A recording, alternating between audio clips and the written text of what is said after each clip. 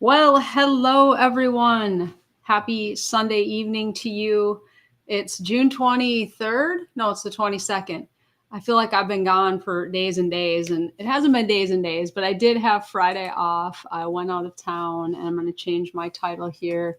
We are doing Revelation chapter 8 tonight.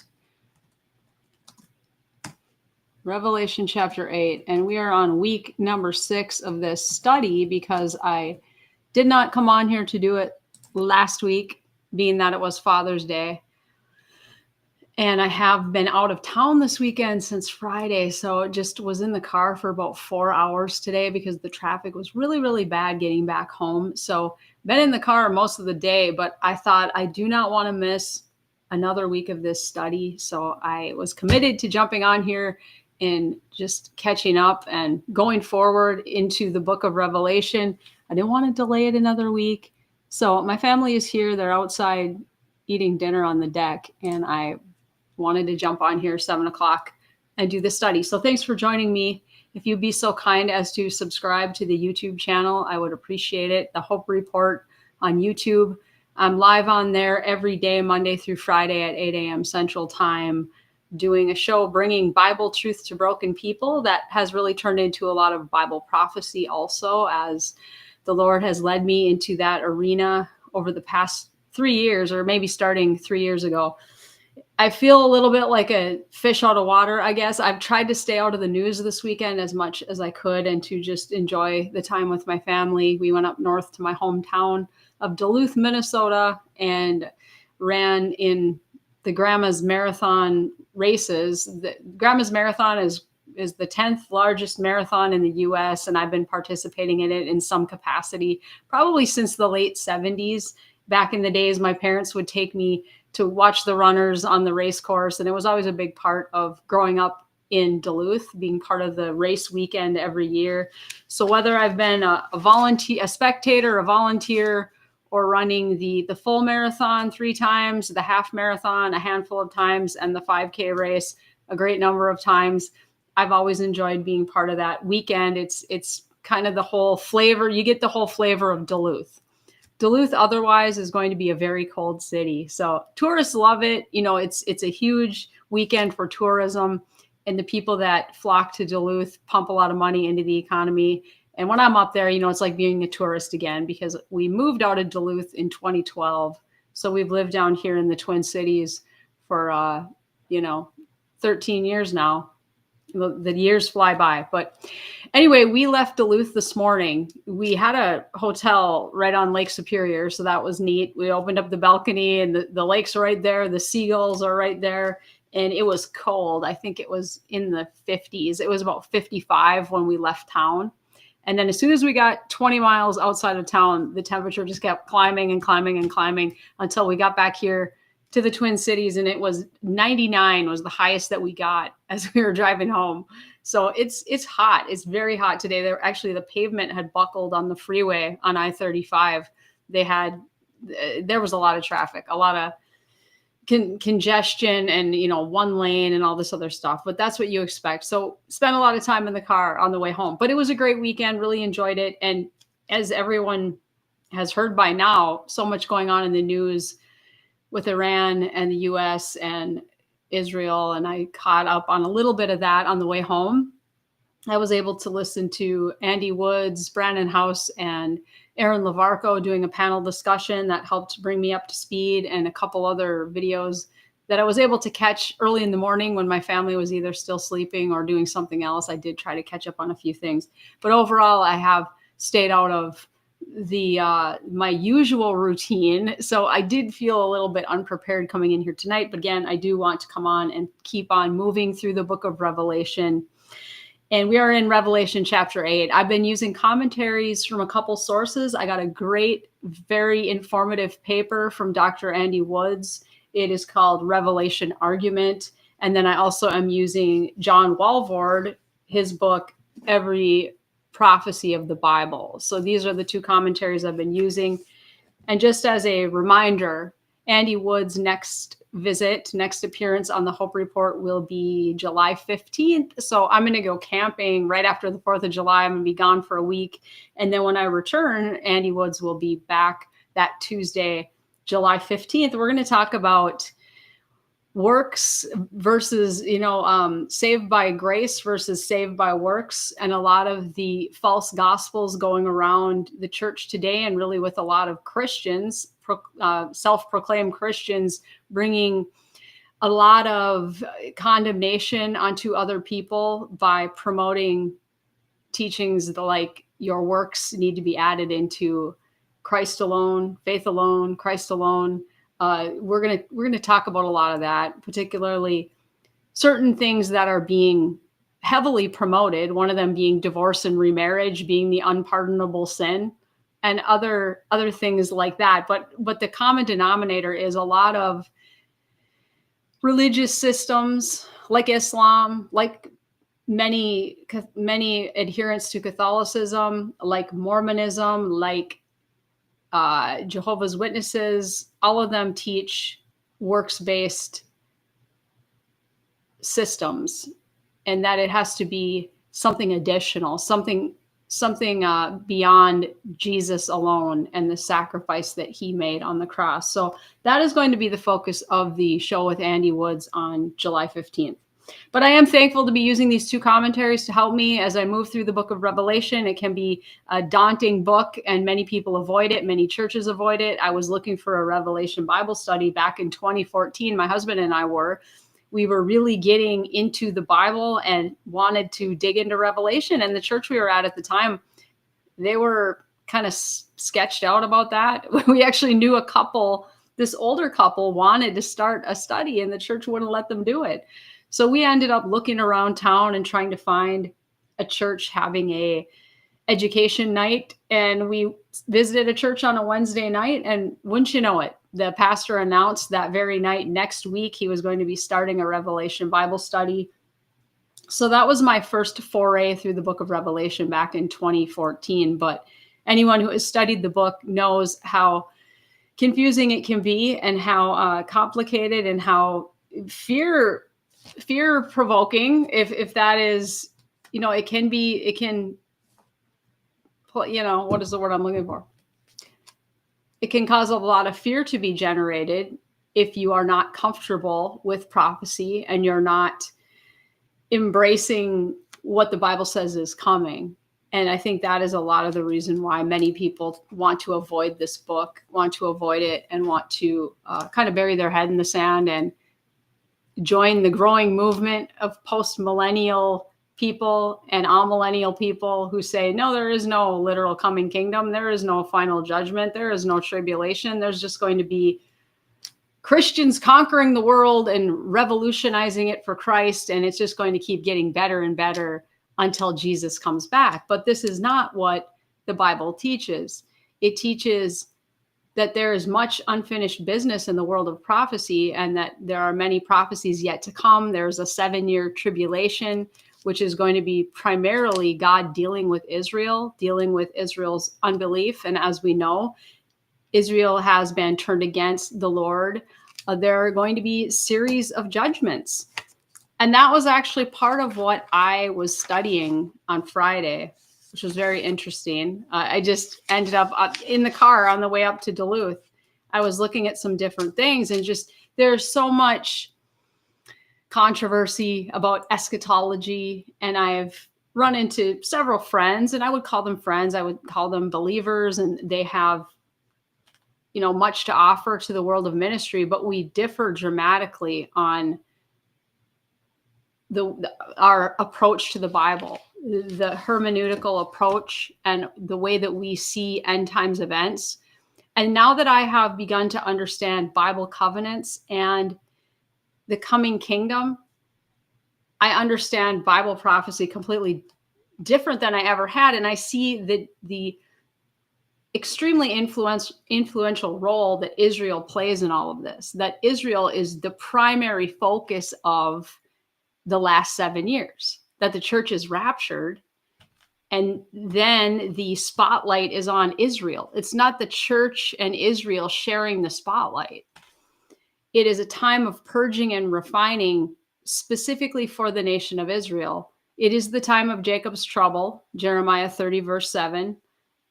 And, we see these plagues and judgments happening in Exodus, and the Israelites come through and they sing the song of Moses.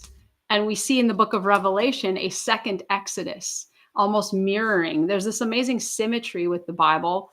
And the book of Ezekiel has an amazing symmetry. The book of Matthew has a hinge where the shift focus from Israel to the church. And so we see that beginning and ending, these bookends, that Israel bookends the Bible with the first Exodus and the second Exodus.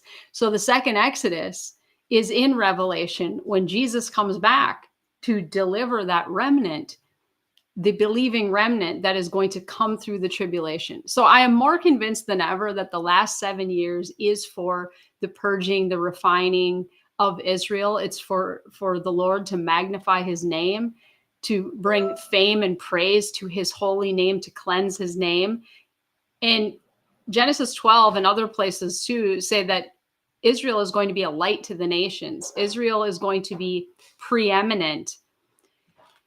And it's really interesting. A lot of people don't like this whole idea of Israel getting blessed. And the way the Bible talks about it is that Israel is like this orphan, like this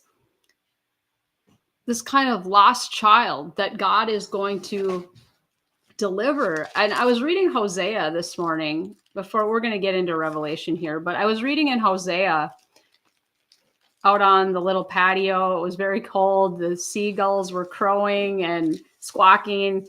And I was thumbing through the Bible and I was reading in Hosea. If you're familiar with the book of Hosea, Hosea marries this woman named Gomer, and she ends up, becoming a prostitute and going and sleeping with all these other people. And the Lord tells Hosea to take her back. And this is an illustration of the Lord's love for Israel, and how even though Israel has gone and prostituted herself and worshiped all these other gods and done all these abominations to the Lord, that he is going to redeem her anyway. So Hosea, I just want to read a couple things here that were catching my attention this morning.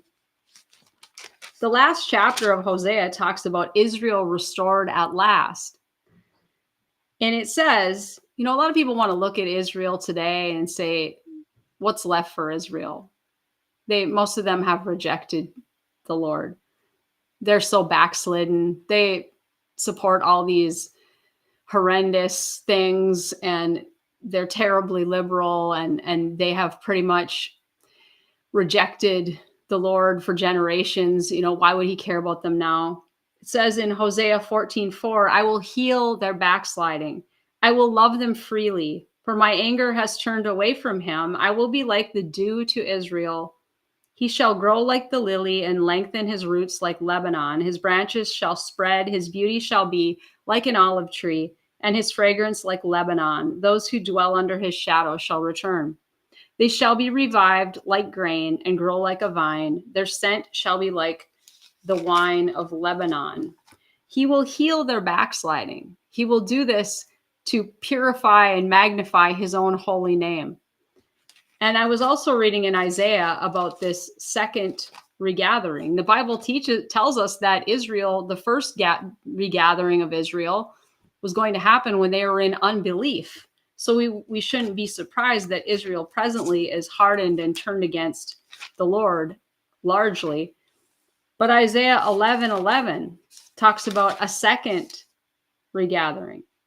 It says, it shall come to pass in that day that the Lord shall set his hand again, the second time, to recover the remnant of his people who are left, from Assyria and Egypt, from Pathros and Cush, from Elam and I think it's not Shinar, that's what I want to call it, but I think it's Shinar. I don't know if I'm saying it right. From Hamath and the islands to the sea. He will set up a banner for the nations. This is the part that gets my attention. I don't know if you've ever felt like an outcast, or you felt forgotten by people, or you felt like you were the last picked, or you were the kid nobody wanted on their dodgeball team, or you were the girl that nobody picked at the dance, or the snowball skate at the roller rink. Nobody picked you. Well, that's kind of how Israel is. Kind of like the least righteous, the least populous, the last picked. But it says, I will assemble the outcasts of Israel and gather together the dispersed of Judah from the four corners of the earth. There will be a second regathering. And when you look through the Bible and you read it, understanding Bible covenants and understanding God's eternal covenant with Israel, and you just realize it's nothing that the church can fulfill. It can't be fulfilled by the Gentile church. Only Israel, only the nation of Israel and that Jewish remnant can make this happen. So you see the book of Revelation through different eyes, and you see it as a time after chapter 4, the church is gone. The church has been raptured. It is a time of dealing with Israel, dealing with Israel's unbelief. So currently right now, Israel is in disobedience to the Mosaic covenant, and has been trampled down by these various Gentile powers for generations. And the Lord is allowing that. He is allowing that to happen. The book of Daniel talks about this figure, this vision. So Daniel was interpreting Nebuchadnezzar's dream, and then he explains it to him. And he says, you, O king, were watching, and behold, a great image. This great image, whose splendor was excellent, stood before you, and its form was awesome. This image's head was of fine gold, its chest and arms of bronze, its belly and thighs of bronze.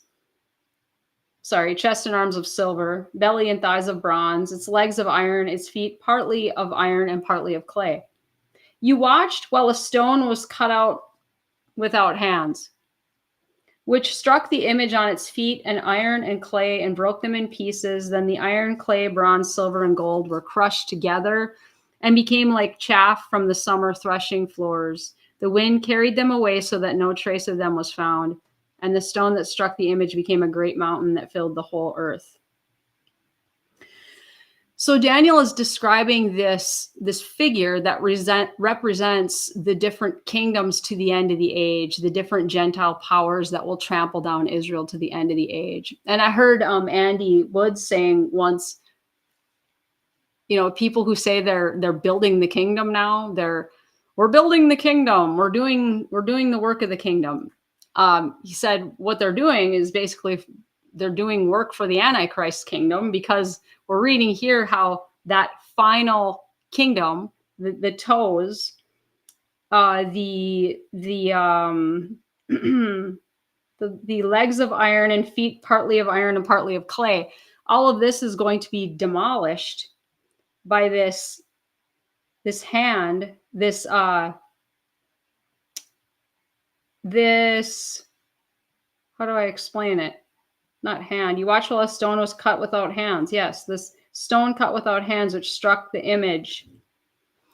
Any kingdom we think we're building right now is going to be demolished.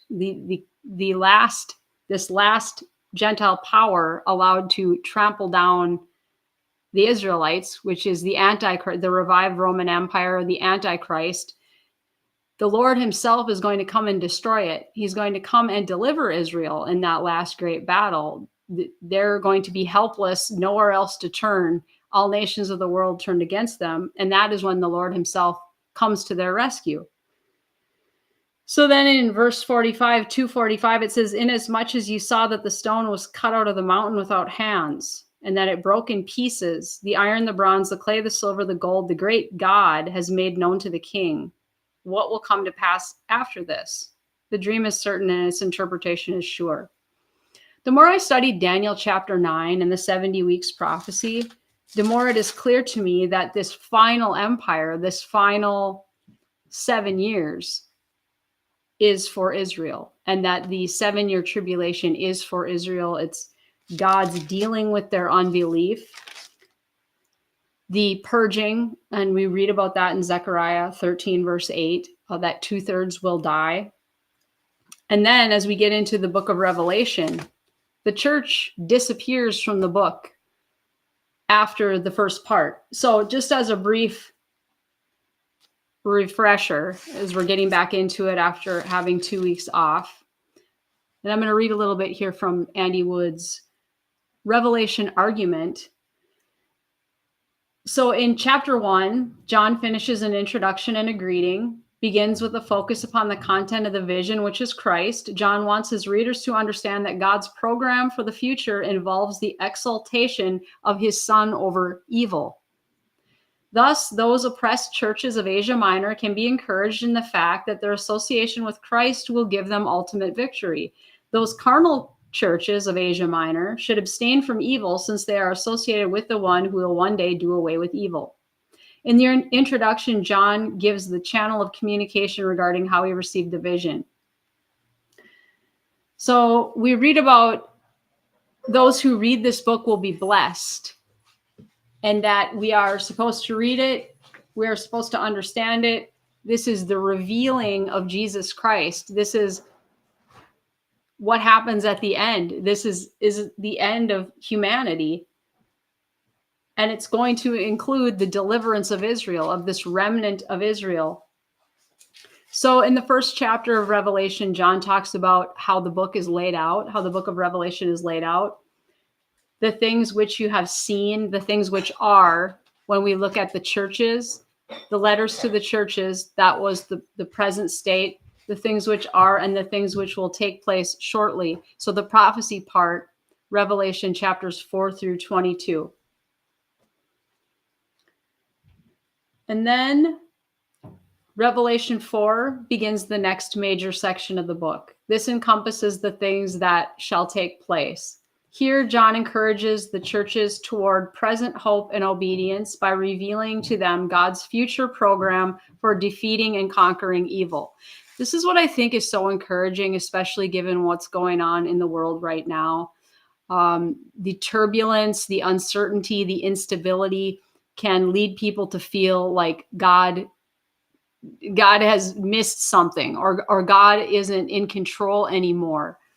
And we know that the end of the story is that God is going to triumph over evil, that there's going to be judgment, there's going to be justice for all who have done evil. They're not going to just get away with it. They're not going to get off scot-free. There's going to be righteous judgment for all evildoers, even if sometimes it seems like they're getting away with something, or they're allowed to just persist in their wickedness. The Lord has the final say. He has the final victory over evil. The devil is going to be kicked out. And we read about that in Revelation 11:15, which I think Andy Wood said was the culmination of all of this, where all of this comes together. It says the kingdom of this world has become the kingdom of the Lord and his Christ. So the kingdom of the world right now, it's the devil's playground. It's the devil wreaking havoc on the sons and daughters of God. But the church is going to be raptured. Israel will be dealt with through the 7-year tribulation. The culmination of all of this will be the church and Israel being one after our programs have concluded, our separate programs. And then the kingdom of this world will become the kingdom of the Lord and his Christ. And that is when the final victory is won. I think it's Revelation 12 where it talks about, the devil is no longer able to access heaven anymore. He's kicked out of heaven. So Revelation 4, John is talking about the Father. The focus is the Father seated on the throne, describing the praise directed toward the one seated on the throne.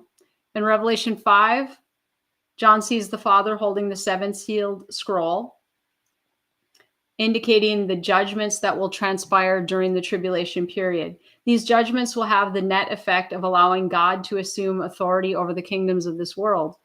This fact explains why so many of Revelation's judgments are reminiscent of the Exodus judgment.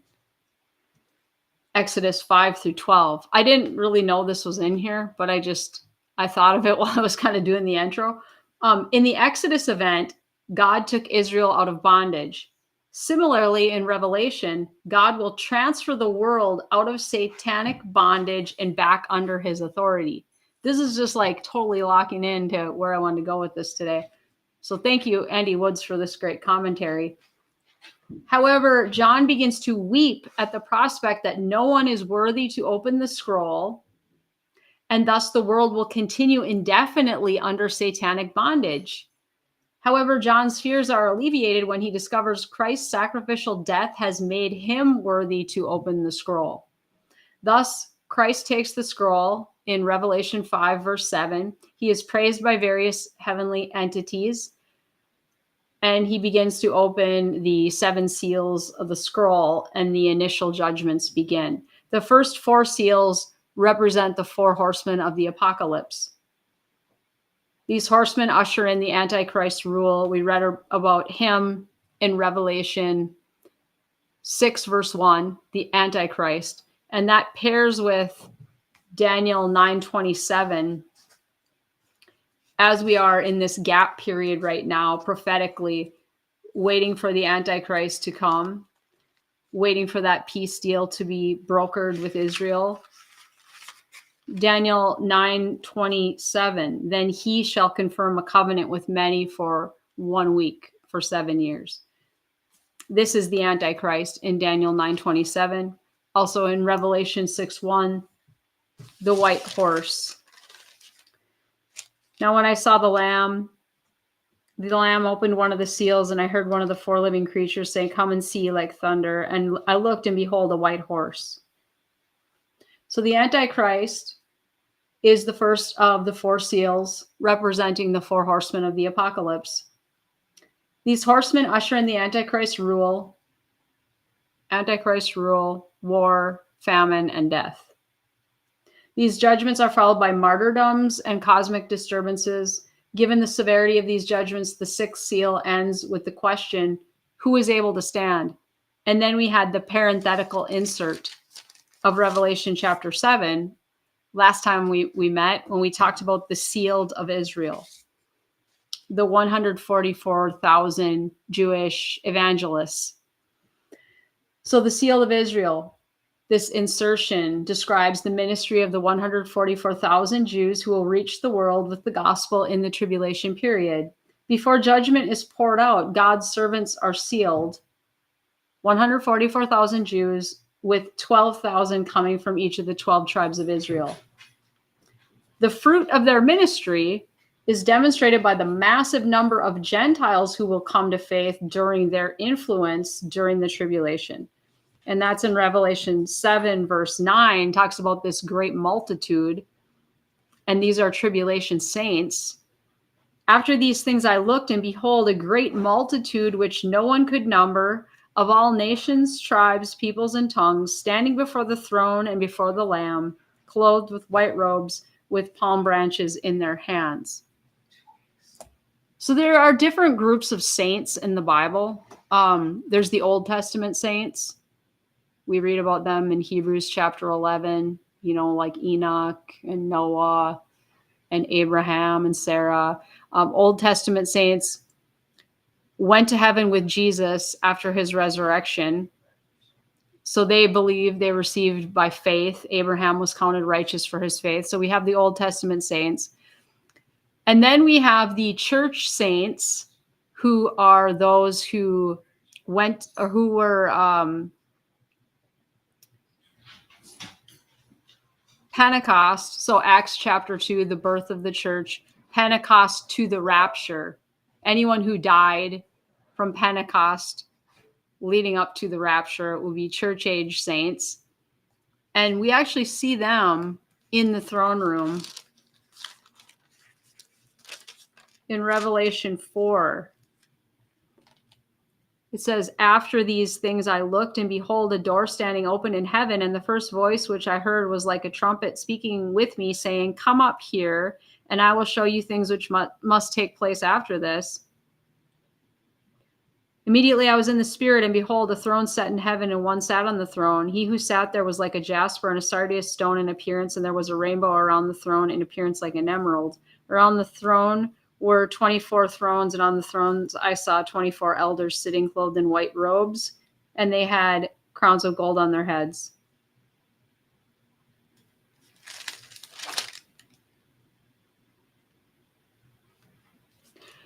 So Old Testament saints counted righteous by faith, they believed, and the church saints from Acts 2, the time of Pentecost, to the rapture, and then the tribulation saints, which we just talked about here.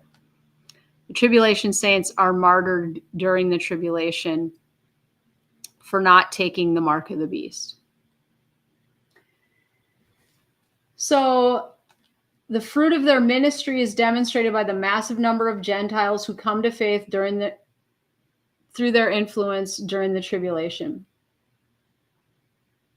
All right, so we're almost up to where we left off. Just a couple more things here. John includes all this information to show that even though the tribulation period will represent a time of horrific judgment, God's grace will also be at work. The material on the 144,000 Jews is also the first piece of information given in Revelation, indicating that God intends to redeem the world by fulfilling Israel's covenants. Wow, isn't that amazing? Only Israel can do this. Only Israel can be the ultimate fulfillment of the Abrahamic covenant and the land, seed, and blessing. That's just incredible. That just blows my mind.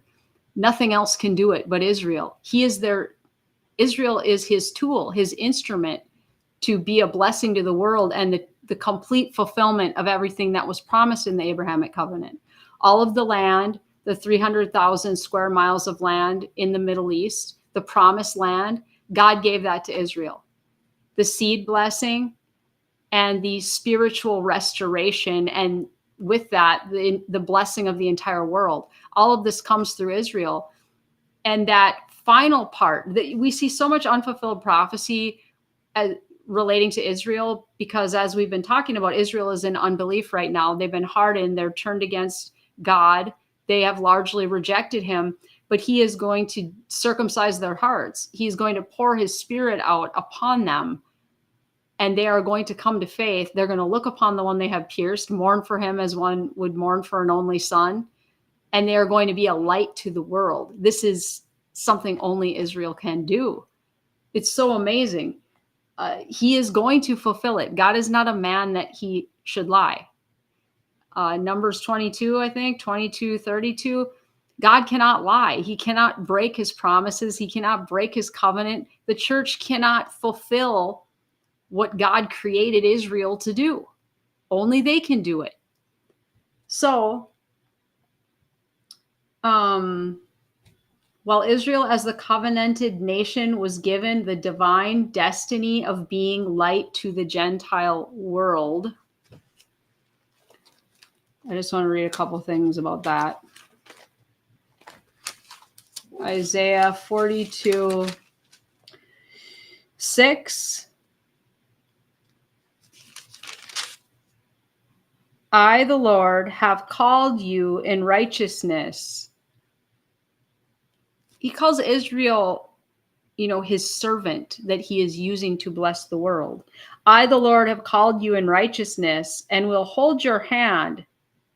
I will keep you and give you as a covenant to the people, as a light to the Gentiles, to open blind eyes, to bring out prisoners from the prison, those who sit in darkness from the prison house. I am the Lord, that is my name, and my glory I will not give to another, nor my praise to carved images. Behold, the former things have come to pass, and new things I declare. Before they spring forth, I tell you of them. Isaiah 49:6 says, indeed, he says, it is too small a thing that you should be my servant, to raise up the tribes of Jacob and to restore the preserved ones of Israel. I will also give you as a light to the Gentiles, that you should be my salvation to the ends of the earth. The Old Testament record indicates that Israel failed to live up to her calling. However, God's evangelistic work through the 144,000 Jews in the tribulation indicates that Israel will fulfill her destiny during Daniel's 70th week. At the very end of that Daniel 9 prophecy, the 70 weeks prophecy in Daniel chapter 9, verse 27, this is where Israel fulfills her divine destiny in the last portion of the tribulation, in the last 3.5 years of the tribulation. So chapter 7, the 144,000 Jewish evangelists, this is a parenthetical insert, kind of a break in the action as we're seeing the seals being opened. Chapter 7 is an insert there with the seal of Israel. And now on to chapter 8, which is what we are going to read tonight. It's not too long. Let's read it. Seventh seal, prelude to the 7 trumpets. When he opened the 7th seal, there was silence in heaven for about half an hour. And I saw the 7 angels who stand before God, and to them were given 7 trumpets. Then another angel, having a golden censer, came and stood at the altar. He was given much incense, that he should offer it with the prayers of all the saints upon the golden altar, which was before the throne. And the smoke of the incense with the prayers of the saints ascended before God from the angel's hand. Then the angel took the censer, filled it with fire from the altar, and threw it to the earth. And there were noises, thunderings, lightnings, and an earthquake. So the 7 angels who had the 7 trumpets prepared themselves to sound. First trumpet, vegetation struck. The first angel sounded, and hail and fire followed, mingled with blood, and they were thrown to the earth, and a third of the trees were burned up, and all the grass, the green grass, was burned up. Second trumpet, the seas struck. Then the second angel sounded, and something like a great mountain burning with fire was thrown into the sea, and a third of the sea became blood, and a third of the living creatures in the sea died, and a third of the ships were destroyed. Third trumpet, the waters struck. Then the third angel sounded, and a great star fell from heaven, burning like a torch, and it fell on a third of the rivers and on the springs of water.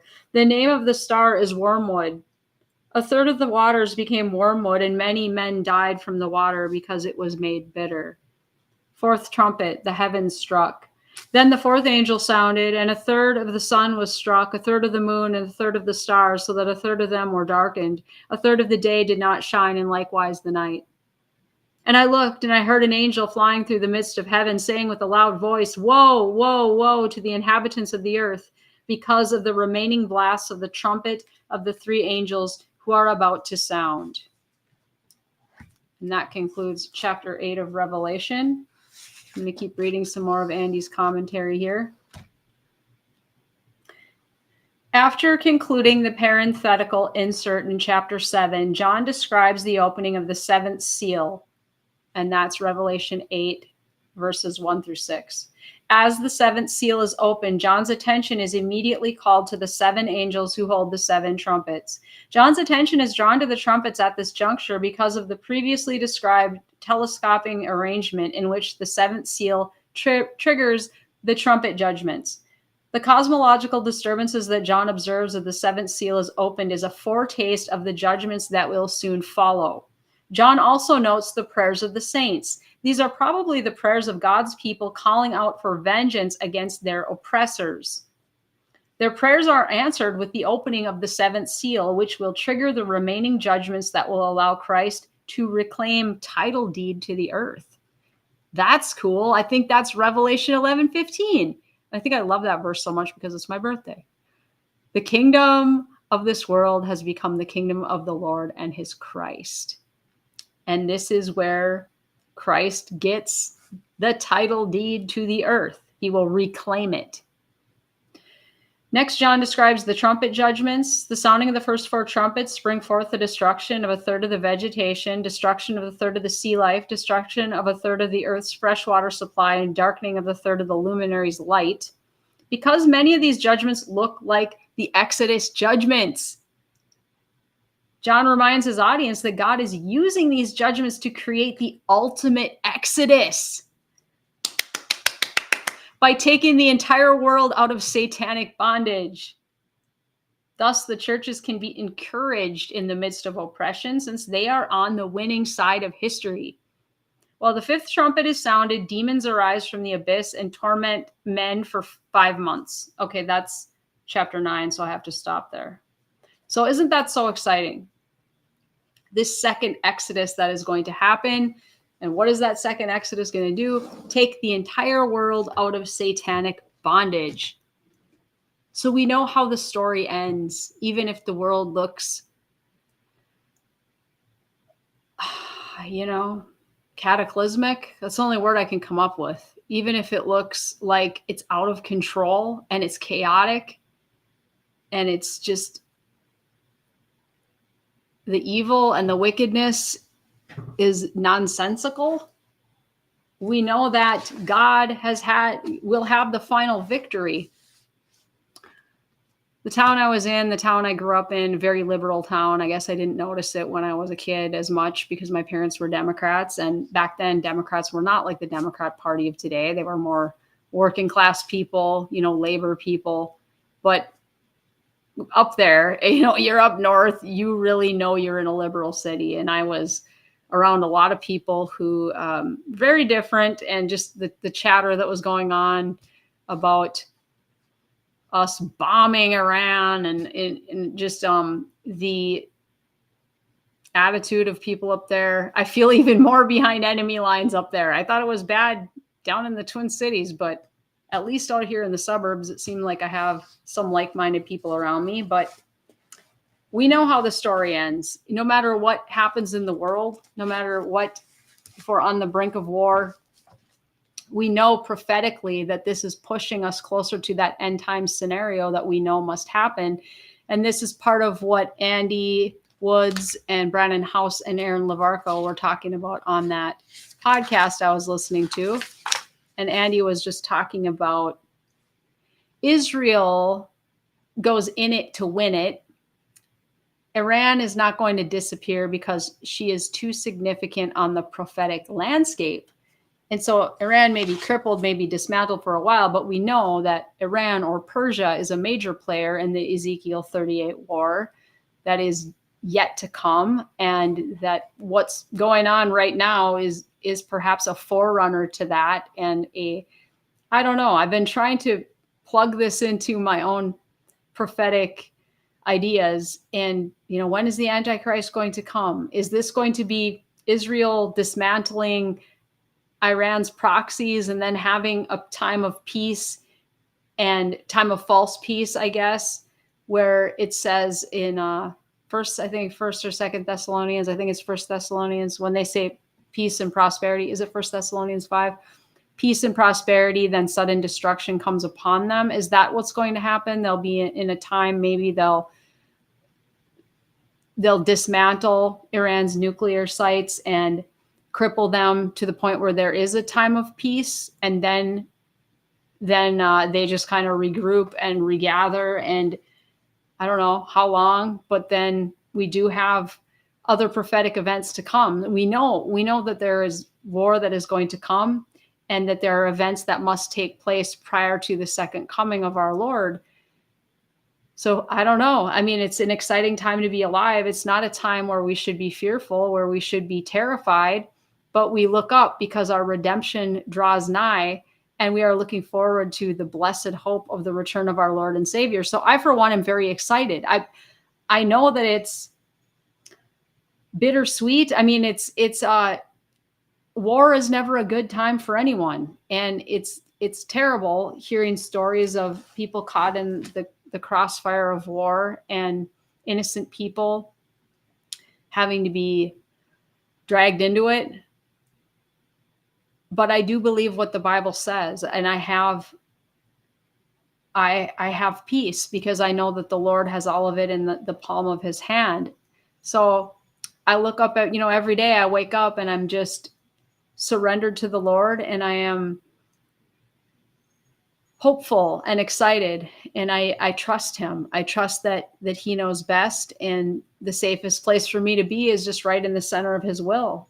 So I continue to pray that through this time of turmoil and terror for a lot of people around the world, that the Holy Spirit would speak to them like he did to Sharam Hadian and different people that I know personally who had an encounter with the Lord. Because I know that you can't just get by on somebody else's faith or somebody else's encounter. You have to have your own personal revelation of who Jesus is. But I do believe that he loves the whole world, that he died for the whole world, and that he desires to have a relationship with each one of us. And I pray that during this time of unrest and terror for a lot of people, that they would come to know the Lord, that he would reveal himself to them. And I do pray that there will be a revival among Muslims, among Jews, among atheists, among all people. I don't believe it's going to be a worldwide revival, but I do think there are going to be pockets and there are going to be people who are going to come to Christ in great number as we lead up to the end time. So we continue to pray for that. We continue to pray for the peace of Jerusalem. We pray for hearts to be softened and wicked agendas to be overturned and exposed. So that's how I'm approaching each day, and especially this past weekend, just trying to enjoy time with my family, trying to just kind of push off the news for a little while, because if you don't do that, sometimes it just becomes overwhelming. You have to take some time to just be in the moment, enjoy life, be with the people you love, and make memories with them, because we never know how much time that we have. So I'm going to read a little bit more here now from John Walvoord. This book about prophecy, I've had it for a few years. I do really appreciate his work in helping to understand and make sense of prophecy, and his views on eschatology are in line with mine. So it all locks together quite nicely. But regarding Revelation chapter 8, Walvoord writes, with the opening of chapter 8, the chronological list of prophetic events is continued. John wrote, when he opened the seventh seal, there was silence in heaven for about half an hour. Though 30 minutes is not a long time, I always thought that was kind of interesting. There was silence in heaven for half an hour. And when I read that, I did stop on that and think, I wonder why. 30 minutes is not a long time, but absolute silence for such a period was ominous and an indication of tremendous events to come. It could be compared to the report of a foreman of a jury who calls for 30 minutes of silence before indicating his verdict. John recorded, I saw the 7 angels who stand before God, and to them were given 7 trumpets. Another angel who had a golden censer came and stood at the altar. He was given much incense to offer with the prayers of all the saints on the golden altar before the throne. The smoke of the incense, together with the prayers of the saints, went up before God from the angel's hand. Then the angel took the censer, filled it with fire from the altar, and hurled it on the earth, and there came peals of thunder, rumblings, flashes of lightning, and an earthquake. Then the 7 angels who had the 7 trumpets prepared to sound them. The trumpets that sounded and are described in this chapter describe the sequence chronologically of the various judgments that are poured out on the world. As presented in Revelation, the 7th seal includes all 7 trumpets, just as the 7th trumpet includes all 7 bowls of the wrath of God. The effect is a grand crescendo, which indicates that each judgment will come with increased severity and rapidity in the time just before the second coming. John recorded, the first angel sounded his trumpet. There came hail and fire mixed with blood, and it was hurled down upon the earth. A third of the earth was burned up, a third of the trees were burned up, and all the green grass was burned up. These judgments on the earth can best be taken in their literal sense. It is not clear how the hail and fire could be mixed with blood, but in a supernatural event, this is possible. The result was that a third of the earth, of the trees, of the green grass were burned up. Characteristically, the trumpets deal with 1/3 of the earth, in contrast to the bowls of wrath in Revelation 16, which extend to the entire earth. In general, the time of the tribulation is a period of many judgmental changes in the world, including change in climate, temperature, and rainfall. The effect of having a third of the earth and a third of the trees and a third of the grass burned up will be catastrophic, because it will destroy at least a third of the earth's crops. The tendency of expositors to try to symbolize prophecies and explain them as non-literal tends to obscure the truth rather than explain what is revealed. Though some parts of the book of Revelation obviously are symbolic, and we've talked about this, the literal effect of this trumpet is very clear and should be understood in that sense. As in the case of the first 4 seals broken, so the first 4 trumpets form a unit, and one follows the other in somewhat complementary fashion. John describes the second trumpet. The second angel sounded his trumpet, and something like a huge mountain, all ablaze, was thrown into the sea. A third of the sea turned to blood, a third of the living creatures in the sea died, and a third of the ships were destroyed. Though some expositors try to explain this in less than literal fashion, the Great Tribulation is so awful that a literal interpretation is a reasonable explanation. The explanation of a huge mountain being cast in the sea. Now, he says here, John says, an object like a huge mountain, which indicates that it could be symbolic. It could be instead a reference to a large object falling from heaven. It was indicated earlier in the 6th seal, stars fell to the earth, and apparently it is not impossible, especially in a supernatural situation like this, for a large object to fall into the sea. Such, of course, would be devastating, as it would cause mountainous tidal waves. Also to be explained in the statement that a third of the sea turned to blood, the question is raised as to whether this could be literal blood. The same problem existed, of course, in the plagues of Egypt. So we go back into the book of Exodus about the plagues. This happened to the Nile River, you may recall. The waters of the Nile were turned to blood.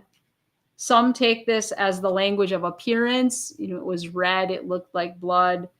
But whether there was a chemical change that we do not understand or whether it was supernaturally made to be blood, it nevertheless was devastating because it says everything died in it. All the fish died and it stunk. All the sea life died. So whatever happened caused everything in the river to die. These are catastrophic judgments and should not be explained away. In view of the fact that they are supernatural, we should not limit God in what he is desiring to do. John then described the results of the sounding of the third trumpet. The third angel sounded his trumpet, and a great star, blazing like a torch, fell from the sky on a third of the rivers and on the springs of water. The name of the star is Wormwood. A third of the waters turned bitter, and many people died from the waters that had become bitter. There have been many attempts to find symbolic meaning to this third trumpet, but there has been no uniformity. The best explanation, again, is to take it in its literal sense. The star falling from heaven was undoubtedly a large object, naturally blazing as it entered the atmosphere, and apparently having chemicals that made the water bitter. It is called wormwood, possibly a reference to the experience of the children of Israel at Marah, when the waters were bitter and a tree had to be cast in the water to sweeten it. Here the effects seem to be chemical and physical. The result is that many people die from the waters that become bitter. These judgments coincide with what Christ predicted. The events of the Great Tribulation would exceed any judgment of the past or the future. John recorded the events related to the fourth trumpet when it sounded, and it brought to a close the first 4 trumpets, each affecting a third of the earth. The fourth angel sounded his trumpet. A third of the sun was struck, a third of the moon, a third of the stars, so a third of them turned dark. A third of the day was without light, and also a third of the night. As I watched, I heard an eagle that was flying in midair call out in a loud voice, "Woe, woe, woe to the inhabitants of the earth, because of the trumpet blast about to be sounded by the other 3 angels." The trumpets relate to heaven in contrast to the 3 preceding judgments, which fell on the land, sea, river, and fountains of water. Though judgment will fall on heaven, the dramatic effect on the earth will be tremendous. To attempt a symbolic interpretation and consider this disruption of human government or society is not justified. It is far better to take this passage in its literal sense, which is in keeping with all the prophecies preceding this period that describe it as a time of unprecedented trouble. This is supported by the next 3 trumpets, which are described as being even worse than the first 4. In these judgments that relate to various parts of God's creation, it is significant that though God created them and they were good, now they are coming under divine judgment because of sin in the world.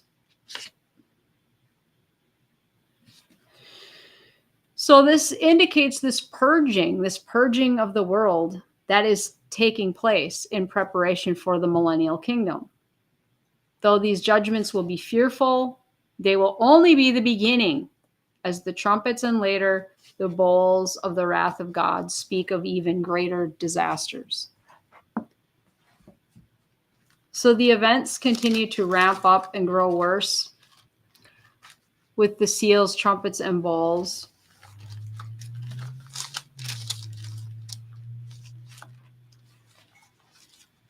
I was just going to read, I was thinking of Zechariah 13. Zechariah 13 says, "Awake, O sword, against my shepherd, against the man who is my companion, says the Lord of hosts. Strike the shepherd, and the sheep will be scattered. Then I will turn my hand against the little ones, and it shall come to pass in all the land, says the Lord, that 2/3 in it shall be cut off and die. But 1/3 shall be left in it. I will bring the 1/3 through the fire, will refine them as silver is refined, and test them as gold is tested."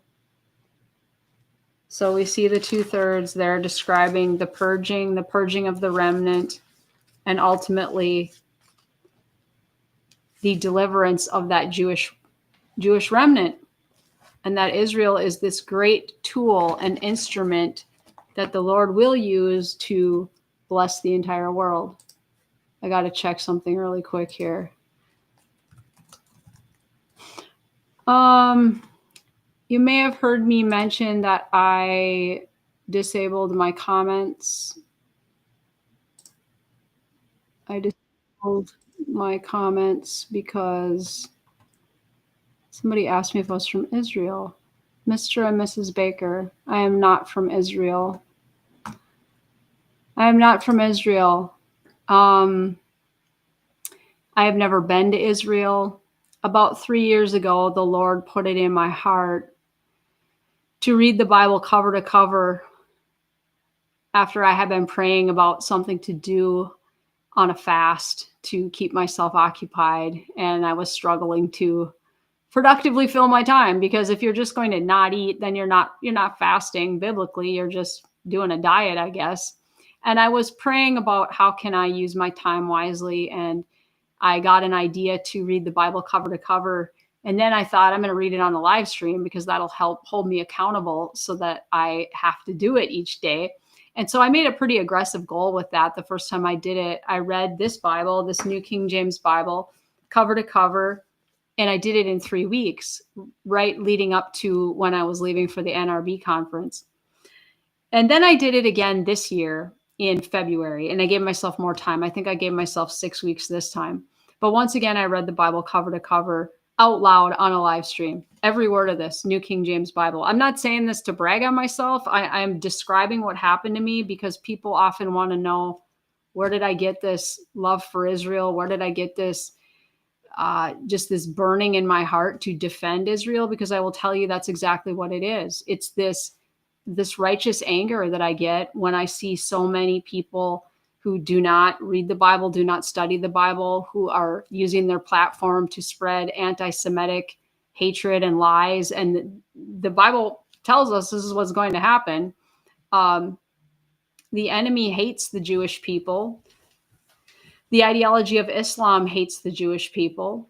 And there is a rising spirit of anti-Semitism that's been there since the beginning. And the goal of Satan would be to destroy all the Jews so that the kingdom would not come, so that millennial kingdom would not come, and that Revelation 11:15 would never be fully realized, where the kingdom of this world becomes the kingdom of the Lord and his Christ. That would be Satan's goal. And we know as followers of Christ that that's not how the story ends. We know how the story ends.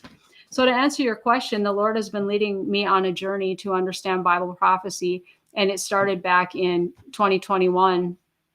4 years ago, I was meeting a lot of people who were into replacement theology, and they were talking about their views on eschatology and how they believed that all prophecy had been fulfilled in AD 70 and that most of Revelation was symbolic. And they also backdated the commonly accepted writing date of Revelation to put it to prior to AD 70. There was a lot of things that they had to do to make their method of interpretation work. And as I was listening to them, they sounded very convinced about what they believed. And I thought to myself, I really need to study the Bible. I need to study Bible prophecy so that I have a means of defending myself. And that's how it started. I wanted to understand eschatology. I wanted to understand the difference between, amillennial, post-millennial, premillennial, what's dispensationalism, what is a preterist, what's a partial preterist. I sought to learn these things so that I could have a defense for myself. This is kind of how it started. And in doing that, I began to see the abundance of Bible prophecy that was yet unfulfilled. And around that time, I met Pastor Shahram Hadian of Truth and Love Ministry. Shahram also had been coming to Minnesota for over 20 years, warning about Islam, warning about interfaith dialogue and how it's overtaking states. And we see it happening. We see Islam moving into cities and building these enclaves. And this was going on hardcore in Minnesota. So I met Shahram. He began to teach me about Israel also, and learning through his ministry, I began to understand Bible covenants, and I began to understand the permanence of the everlasting Abrahamic covenant. And I started to see, God allowed me to see during those 2 reads through the Bible, he showed me his love for the people of Israel. He showed me his heart for Israel. And there was something about it that just overwhelmed me, getting a small awareness of his love for them. And it reminded me of how he loves the underdog and how he loves each one of us like that. But he has a special designation for Israel. And he has something very special he's going to do through them. And I felt no jealousy. I felt no, I want to, they don't deserve it. I just felt this awe and reverence about what an amazing God we serve, where he has this abundant mercy and this unbelievable love for his people, and that he doesn't break his promises. He doesn't lie. And it built my faith reading about his promises to Israel and understanding just the depth and the magnitude of his love. And it helped me really, I'm getting the chills saying this, but be able to really experience the love of the Father and how he loves each one of us with an everlasting love like that. But I realized it is not over for Israel. And then I began to see this spiritual battle that we're in right now. And I really felt like God had called me to be a voice to speak out in support of Israel. So that's what I'm doing. That's what I've been doing for about 3 years. And through that, the Lord continues to bring people into my path who share that. And prophecy experts like Dr. Andy Woods. The Lord connected us maybe 4 or 5 months ago. It hasn't been that long, but I have just soaked up everything in his ministry. And just he's so gracious with all of his resources. I mean, everything is free, everything is out there. And I have had this just like hunger to keep learning and keep growing in my knowledge of the Bible. And I don't really know. I really deep down feel that the Lord is preparing me for something. And I don't know what. Maybe it's just, for the end times. But this is what I spend most of my time doing, is studying the Bible and defending Israel. And it's something he's called me to do. I'm from Minnesota. I've never been to Israel. I don't know anyone in Israel. I do now, but they're just people that I have met through social media. But up until a few years ago, I had no interest in Israel. And I think many people are like that. They just think that's history, that's Bible history. It's irrelevant. It doesn't have any meaning in today's world, because the church has been so gentilized. And looking at my own journey through church, I saw that I was very much like that also. I never learned about Israel growing up. I didn't learn about prophecy. I didn't learn about end times. I grew up in a Presbyterian church. I'd never even heard of a rapture till I was in my late 20s. I never believed in a rapture. My parents taught me that was, people like that were holy rollers, and you just stay away from people like that because charismatics, they were disdainful about that. So this is something the Lord himself has led me into. into this deep study of the Bible, of prophecy, of Bible covenants, and this love for the people of Israel. So that's that. That led me into Revelation, and I just find it very exciting and very faith building to see God keep his promises and to see Bible prophecy being fulfilled. And we know that God doesn't lie. He keeps his promises. He keeps his promises to Israel and to the church. And he's the perfect, loving father. Some of us had earthly fathers who weren't that great, or they were broken, or they were addicted, or they were absent. And we have a father wound. And when we start to just comprehend the love of our Heavenly Father, there's nothing like it. And we find healing. We find healing and we find forgiveness, maybe for things that our earthly father failed to do, when we are able to comprehend the love of the Father. And we let him in to heal those heart wounds. And I think that's also part of what he was doing with me through leading me on this journey with Israel, showing me his love. His love as a father is so overwhelming. And a lot of my life I spent looking for love in all the wrong places and trying to get love from people who couldn't give it. And, serving idols, being addicted, being with different people I shouldn't be with, and trying to heal that heart wound through other broken individuals. So when you catch a revelation of the Father's love and you get, you're just able to experience who he is and how he loves each one of us with that everlasting love. You want to shout it from the mountaintops. So I am just praying that you find that today too. If you have struggled in life with whatever, we all struggle with things, whether it's addiction or it's family problems or mental health or anything, that the answers aren't out there in the world.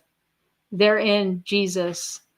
And only when I found Jesus, the Lord has delivered me of many things in life, but he's given me a testimony of restoration of my marriage, freedom from addiction, and also this heart and love for the people of Israel and this desire to defend biblical Israel, because there is so much wrong information and so much hatred and so much hard-heartedness among the church toward Israel. And it's just really, really sad. And this doesn't mean that we blanket support the government. And I was thinking about this more today. I don't really care so much about what the government's doing because it doesn't really matter to me. God puts different people in power. He raises kings up. He takes them down.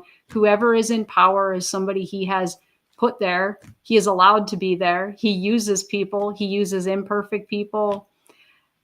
And so it doesn't really matter to me who's in the government or who's the true Jews. I know that God has a covenant with that land, and he has a covenant with the people, and he is going to bring that Jewish remnant through at the end of the tribulation to bless the whole world and be a light to the nations.